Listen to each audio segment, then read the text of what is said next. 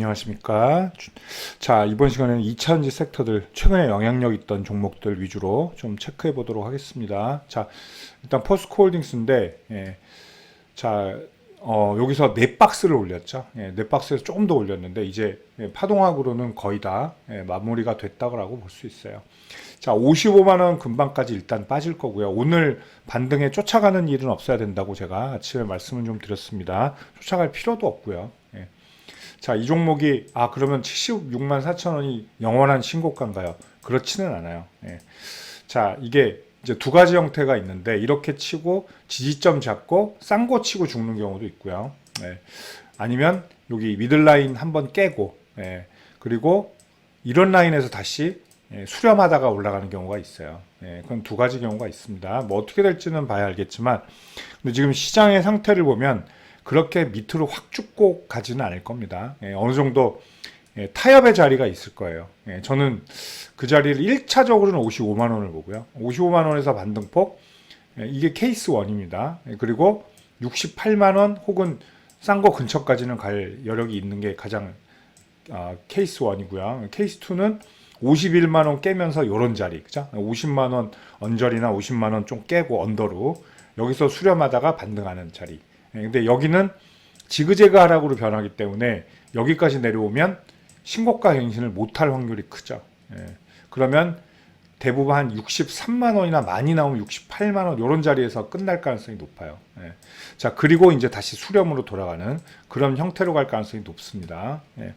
자, 뭐 말이 많았어요. 뭐 공매도를 이기고 숏커버링, 숏 스퀴징, 뭐 개인들이 올린 것들, 뭐 기관들이 뭐 따라서 팔았다, 뭐 등등 말이 많은데 뭐 그런 건 사실 중요하진 않습니다. 자, 그리고 항상 상투에서는 뭐가 일어나면 대량 거래가 나와요. 그리고 폭발적으로 상승하다가 장 막판에 꺾이는 그런 흐름들이 출현한다는 거예요. 어제도 딱 보시면 그죠? 꺾인 시점을 보시면 한 10분 동으로 볼까요? 이런 데서부터 꺾기 시작하죠. 오후에요, 딱 그죠? 차익 실현 확 나와버리잖아요, 갑자기. 이런 것들. 자, 2차전지 뭐 향후에 뭐 메인 테마죠. 메인 테마고 미래 반도체 이상을 갈 거다라고 하지만 지금 너무 가격적으로 많이 오른 거는 또 매도의 대상이 될 수밖에 없다라는 거예요. 포스코홀딩스가 뭐 1,000만 원 갈 수 있는 건 아니잖아요, 그죠? 자, 그리고 주가는 어느 정도 또 타협점을 잡고 그 자리에서 반등하고 이런 것들을 반복할 가능성이 높다라는 겁니다. 자, 그리고 포스코 퓨처엠은 자, 그 자리가 여기가 되죠. 이 박스 상단 42만 원까지도 얘는 내려오는 걸 이제 좀 볼 필요가 있어요. 42만 원. 그리고 여기 가지 라인 45만 원. 이런 라인. 자, 제가 요거 예전에 쇼츠에 40만 원 목표가, 3차 목표가였죠. 사실 40까지만 해도 얘는 파동으로 충분했던 자리예요. 그렇게 보시면 됩니다.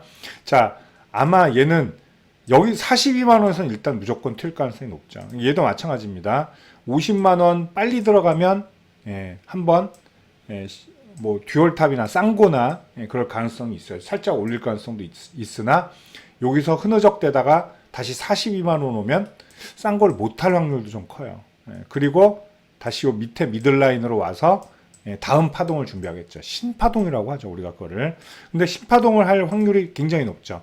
자, 실적 안 좋고 반짝하던 테마들은 우리가 이른바 그냥 잡주라고 하는 종목들, 그런 테마들은 절대로 신파동을 잘 못합니다. 왜?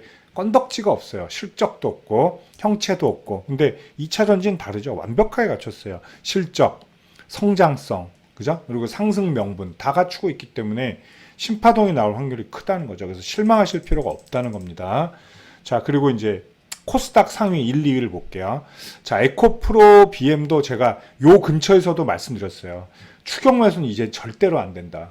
안 된다고 말씀드렸죠. 얘도 마찬가지로 어제 자, 차익 실현 시점이 1시에요. 오후부터 훅 무너지죠. 특징이죠. 그래서 비석형 만들고 다음날 갭다운하고 올리는 척하다 다시 밀어버려요. 오늘도 마찬가지예요. 오늘도 지금 이거 따라붙을 자세는 아닙니다. 물론 따라붙어서 이렇게 될 수도 있어요. 그러나 그거는 가설일 뿐, 그죠? 안전한 자리 절대 아니라는 거죠. 자, 에코프로비엠은 단기로 들어가도 34만 원부터 분할 매수로 접근해야 되죠. 34만 원부터 어디까지? 31만 원까지 열어둬야 돼요. 이런 거리로. 예. 자, 마찬가지로 양극재 어마어마하죠. 예. 자, 2차 전지의 51%를 차지합니다. 제일 매출이 크죠. 그리고 성장성, 뭐 약점이라면 여러 가지 있어요. 너무 뭐 많다. 전기차가 판매량이 그렇게 따라가지 못한다. 자, 그런 것들은 서로 어차피 절충이 되겠죠. 그죠? 예. 자, 뭐 성장성 아직도 가지고 있고, 근데 어느 정도 정점에 이르면 그게, 예, 좀 정체가 될 가능성이 높다는 거죠. 그것도 우리가, 예, 보셔야 될 것 같아요. 자, 얘도 마찬가지예요.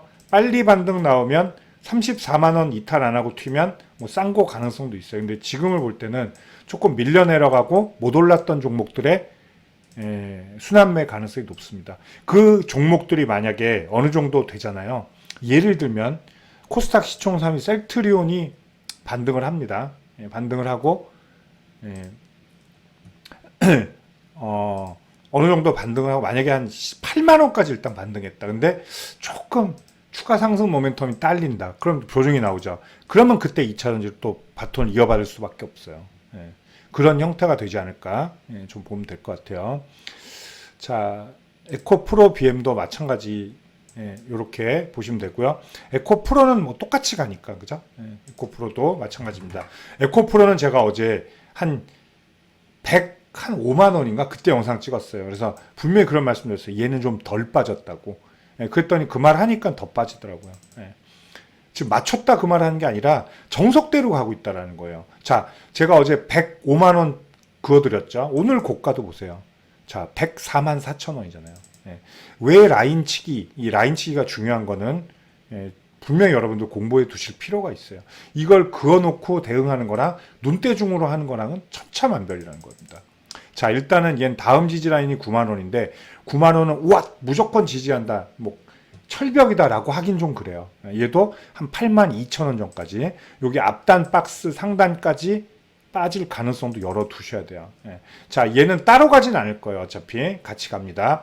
에코프로는 제가 114만 원을 드렸죠. 목표가. 저는 114만 원이면 충분하다고 봐요. 예, 114만 원이면 물론 제가 말한 가격에서 물론 40만 원이나 더 올랐지만 114만 원이면 얘는 파동에 할 일을 다 했다. 저는 이렇게 봅니다.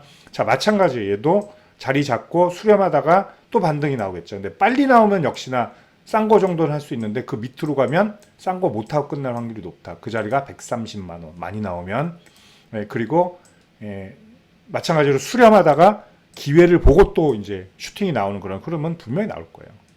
그렇게 보시면 될 것 같아요. 자, 그리고 이제 금양인데 금양은 뭐라고 할까요? 이건 증백 종목 아직도 증백이죠? 네, 증백이네요. 너무 좀 지저분한 흐름이었다라고 볼 수는 있어요. 약간 더러운, 뭐 욕해선 죄송한데, 자, 차라리 제가 금양보다는 포스코엠텍을 더 좀 마음의 안정은 포스코엠텍에 대해서 말씀드렸죠. 그 자리가 한 요런 데서 제가 말씀드린 바가 있어요. 자, 금양도 뭐 어쨌든 뭐, 리튬 테마에서는 가장 또 매력 있고 화력이 있는 그런 종목이었다고 볼 수가 있겠죠. 지금도 마찬가지고. 자, 오늘도 반등하는데 얘도 상당한 오버슈팅을 했죠. 저는 한 7만 원 언저리 그 정도면 족하지 않을까 봤는데 여기서도 올랐고 내려오는데 이렇게 어쩌면 이게 에코프로의 미래일 수도 있어요. 치고 오버슈팅 했다가 많이 조정받고 이거 더 안 가나 불안할 때 한 번 더 슈팅 나오는 이런 흐름이 나올 수도 있습니다. 에코프로 BM도. 자, 얘는 마찬가지로 이제 10만 원 지지 라인을 좀 봐야 할 필요가 있죠. 자, 얘도 마찬가지예요. 10만 원 깨더라도 그대로 수직 하락하진 않아요.